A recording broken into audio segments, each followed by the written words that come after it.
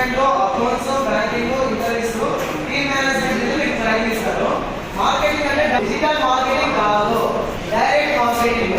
Direct marketing అంటే మా కంపెనీలో తయారు డైరెక్ట్ కస్టమర్ దగ్గరికి వెళ్ళి ఎక్స్ప్లెయిన్ చేయాలి. Not for sale, not for sale, no target.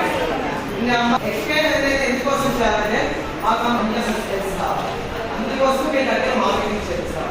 ఇప్పుడు సపోజ్ నేను ఎవరు తెలియదు, నేను ఎవరు తెలియదు, ఒక 10 నిమిషాలు మీరు మాట్లాడుకుంటారు. అదే ఒక ప్రొడక్ట్ తీసుకొని చేసుకుని ఏం చేస్తారు, మీ దగ్గర మార్కెటింగ్ చేస్తారు. మార్కెటింగ్ అనేది 8 months ఉంటుంది, ప్లస్ 3 months అనేది హెవీగా వస్తుంది. మార్కెటింగ్ ఎక్కువ 3 months అయితే మార్కెటింగ్, తర్వాత 5 months వచ్చేసి మార్కెటింగ్ అనేది తక్కువ ఉంటుంది, మేనేజ్మెంట్ అనేది ఎక్కువ ఉంటుంది. మేనేజ్మెంట్ అంటే ఇంటర్వ్యూస్ ఎలా చేయాలి, ఫోన్ కాల్స్ ఇంటర్వ్యూ ఎలా చేయాలి, తర్వాత ఆఫీస్లో ఉన్న స్టాఫ్ ఎలా చూసుకోవాలి, ట్రైనింగ్ అనేది డైరెక్ట్ ఫీల్డ్ ఉంటుంది. తర్వాత నెట్వర్క్ మార్కెటింగ్.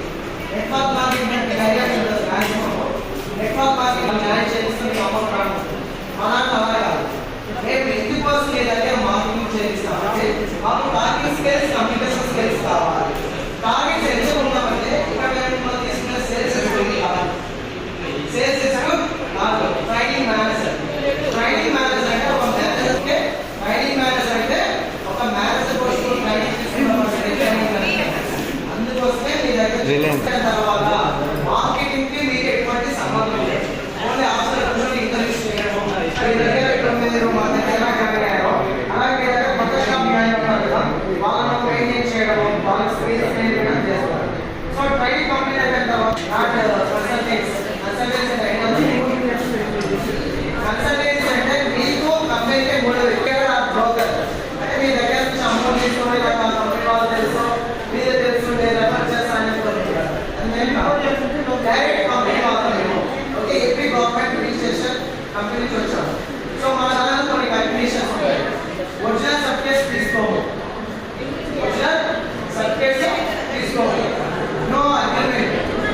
అగ్రిమెంట్ అంటే తెలుసా, ఈ సంవత్సరాలు మా కంపెనీలో మీరు వర్క్ చేయాలని అగ్రిమెంట్ ఉంటుంది. ఓకేనా?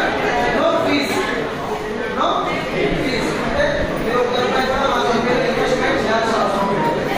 ఓకేనా? నెక్స్ట్ వచ్చేసి నో షూరిటీ.